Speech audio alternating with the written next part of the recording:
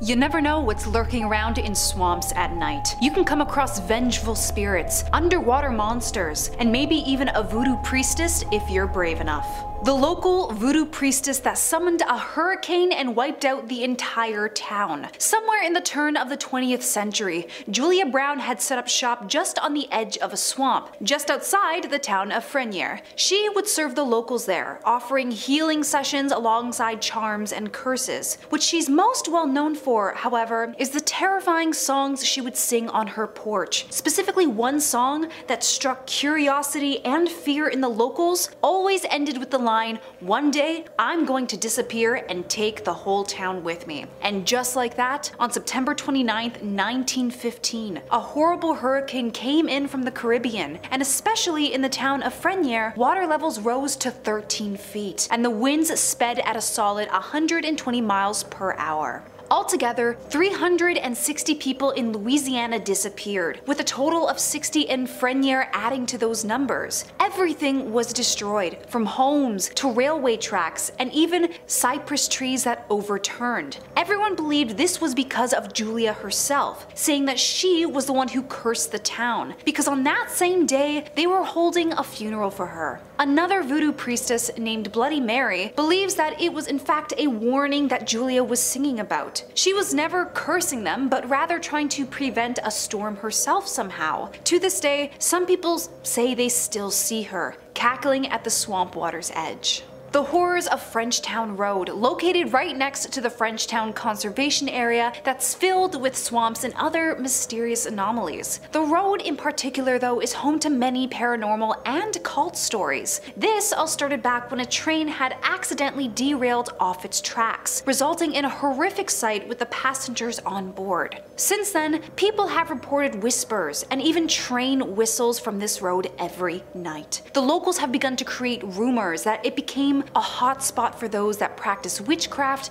and all sorts of black magic. Frenchtown Road is filled with vengeful spirits wanting nothing more than revenge for their tragic fate. All the more reason for dark magic practitioners to visit the area often. Even the bridge where the tragic accident happened is riddled with graffiti on satanic symbols and words. One blogger uploaded some of the rumors he remembered hearing about the area. There are people called watchers that would observe you on the side of the road. The mysterious last house on the left that would have red lights flashing in the window, and even reports of chanting being heard from the woods themselves. There are many others that I can't list here, but you should definitely check them out and let me know your thoughts down below. Bayou Sail Road, the most haunted road that runs straight through the bayou's heart and connects through many dangerous swamps. There are so many paranormal tales that come from this part of Louisiana. One story is about the wandering hitchhiker who will reach out his hand to touch your car as you pass him by. If you choose to offer him a ride, he may spill to you the secret where the famous pirate treasure of John Lafitte is hidden, or could curse you into crashing your car from all the sharp and winding turns of the Bayou Sail Road. Some reported seeing multiple spirits crossing the road one night, and their bodies were plastered with different faces of other people who had passed on. Locals have rumored that this road was haunted because it was possible that it was built over an ancient indigenous burial ground. Louisiana's Archaeological Division have reported that there were over 311 confirmed burial sites in the area, all belonging to the United Homa Nation tribe. There was also Rougarou, the infamous wolfman that likes to make his home in these swampy areas, with some people even spotting him in the middle of the road, causing them to slam down hard on their brakes. Would you be able to drive through here at night?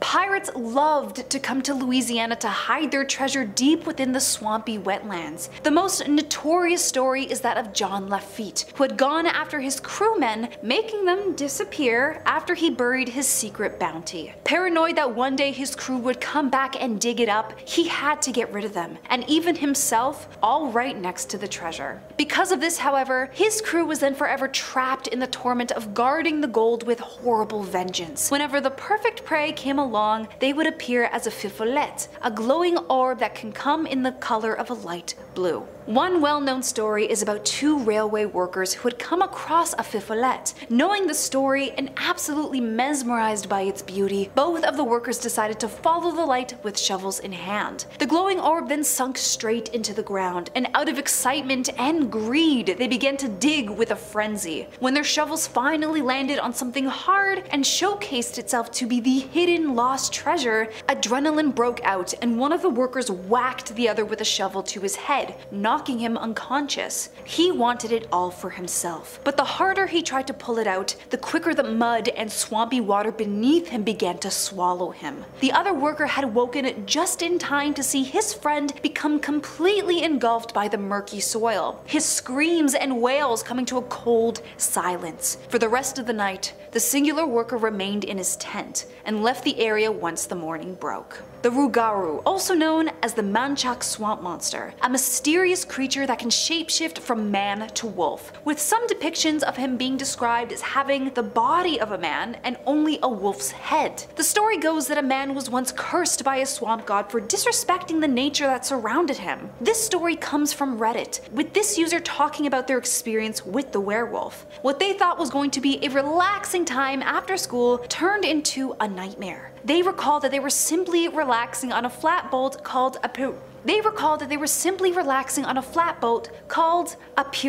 when suddenly a large splash took them out of their daydreams. They thought it was probably a gator, since they like to roam these parts, but then had instead come face to face with what they claimed was Rougarou itself. This was their description: the water, chest high on me, came up to its hips, just below its waist. Its arms were abnormally long, misshapen and hairy, but its face is what caused me to open my mouth to scream. Large, soulful black eyes, tucked under hairy ears and over a flat snout with two large yellowed canine teeth hanging crooked out of its mouth. The Rougarou's hair was colored with browns and reds of the swamp, from the muddy brown color of the Bayou water to the dark reds of the cypress tree roots. What came next after was probably the most luck OP will ever experience in their life. The poster was pinned down to the boat as the Rougarou tore through his book bag, taking whatever food they could find before running off back into the woods.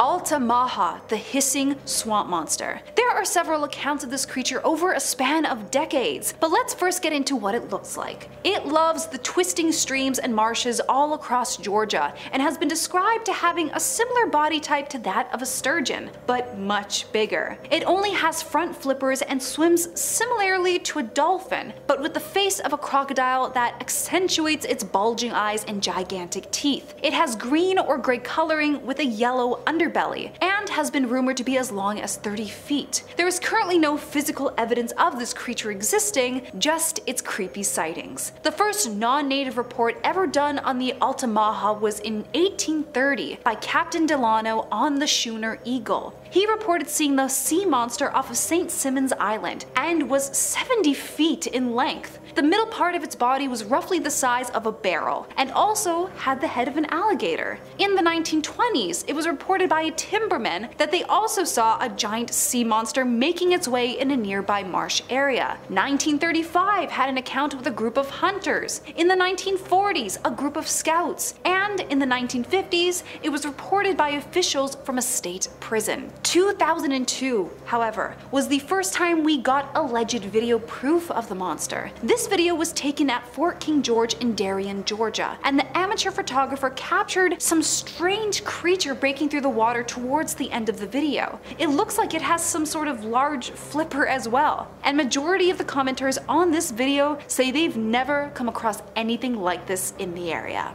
Do you have any spooky swamp tales that you need to share? Let me know in the comments below, and I will see you all in the next video. Stay creepy.